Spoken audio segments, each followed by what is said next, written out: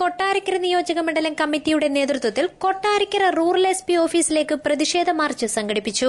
LDF പ്രവർത്തകരെ കള്ളക്കേസിൽ കുടുക്കി ജയിലിലടച്ച നടപടിയിലും UDFന്റെ ഒത്താശയോടെ LDF പ്രവർത്തകരുടെ വീടുകൾക്ക് നേരെ പോലീസ് നടത്തിയ അതിക്രമത്തിൽ പ്രതിഷേധിച്ചുമാണ് SP ഓഫീസിലേക്ക് പ്രതിഷേധ മാർച്ച് നടത്തിയത്.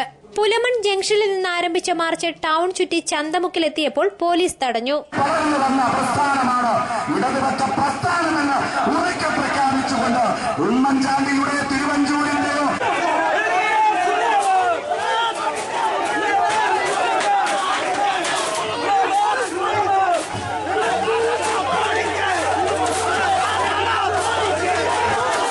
തുടർന്ന് നടന്ന യോഗം CPM കേന്ദ്ര കമ്മിറ്റി അംഗം A. വിജയരാഘവൻ ഉദ്ഘാടനം ചെയ്തു.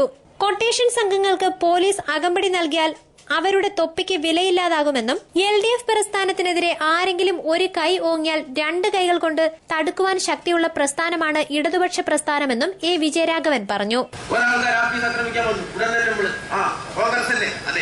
സുരേഷ് കൊടിക്കുന്നിലിന്റെ സ്വന്തം ആളല്ലേ? അതെ. പോലീസ് പിന്തുണഞ്ഞേ? അതെ. ആക്രമിച്ചോളൂ.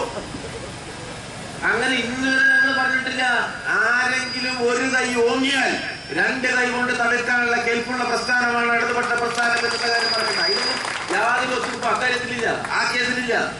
CPM Kottarakkara area committee secretary SR Ramesh അധ്യക്ഷനായി.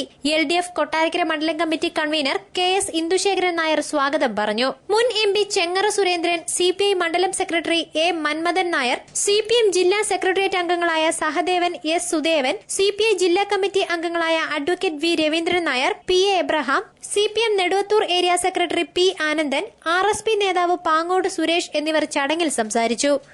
News bureau, Kottarakkara.